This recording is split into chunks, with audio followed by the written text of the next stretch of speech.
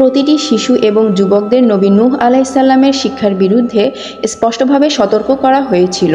নবী যখনই তাদের কাছে আসতেন তারা তার কাছ থেকে পালিয়ে যেত।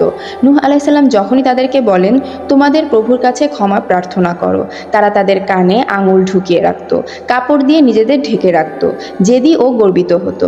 অল্প সময়ের মধ্যেই নবী নূহ আলাইসাল্লাম বুঝতে পারেন যে অবিশ্বাসীদের সংখ্যা দ্রুত বৃদ্ধি পাচ্ছে, অন্যদিকে বিশ্বাসীদের সংখ্যা অপরিবর্তিত রয়েছে।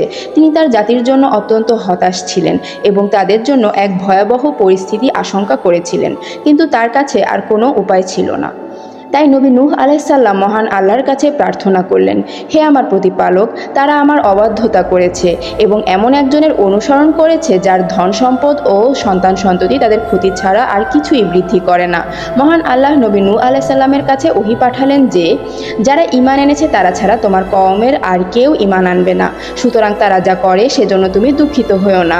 দুঃখিত ও হতাশ হয়ে নবী নূহ আলাইসাল্লাম আল্লাহর কাছে জবাব দিলেন, হে আমার রব, পৃথিবীতে একজনও কাফেরকে রেখো না। যদি তুমি তাদের ছেড়ে দাও তাহলে তারা কেবল তোমার বান্দাদের পথভ্রষ্ট করবে এবং তারা কেবল দুষ্টু কাফেরদের জন্ম দেবে।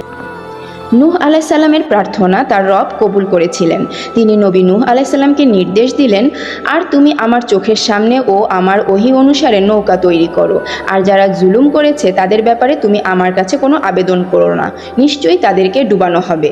শহরের বাইরে সমুদ্র থেকে দূরে নবী নূহ আলাইসাল্লাম ফেরেশতাদের সহায়তা ও নির্দেশনায় দিনরাত কাঠ ও পেরেক দিয়ে নৌকা তৈরি শুরু করেন। মানুষের ক্রমাগত উপহাসের মধ্যে নৌকা তৈরির কাজ চলতে থাকে। যখন সে নৌকা তৈরির কাজ করত তখন তার কওমের নেতৃস্থানীয় কোনো ব্যক্তি তার পাশ দিয়ে গেলে তাকে নিয়ে উপহাস করত এবং ঠাট্টা করে বলতো, হে নূহ, নবুয়তের চেয়ে কি ছুতারের কাজ তোমার কাছে বেশি আকর্ষণীয়? তুমি সমুদ্র থেকে এত দূরে কেন নৌকা তৈরি করছো? তুমি কি এটিকে জলে টেনে নিয়ে যাবে নাকি বাতাস তোমার জন্য এটি বহন করবে?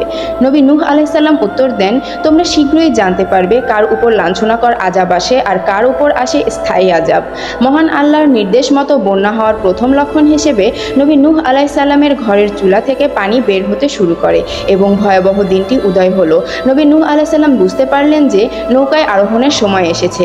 মুমিনদের সাথে নূহ আলাইসাল্লাম তার সাথে জোড়া পশু পাখি এবং পোকামাকড়ও নিয়ে গেলেন।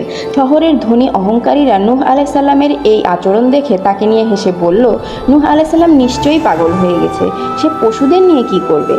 অতঃপর নবী নূহ এবং তার অনুসারীরা নৌকায় আরোহণ করেন এবং মহান আল্লাহর নির্দেশ অনুযায়ী নূহ আলাইসাল্লাম আল্লাহর প্রতি প্রশংসা জ্ঞাপন করেন জালিমদের হাত থেকে মুক্তি দেওয়ার জন্য এবং বলেন, তোমরা এতে আরোহণ করো, এর চলা ও থামা হবে আল্লাহর নামে, নিশ্চয়ই আমার রব অতি ক্ষমাশীল ও পরম দয়ালু। পরবর্তী আপডেট পেতে লাইক এবং সাবস্ক্রাইব করে সাথে থাকুন।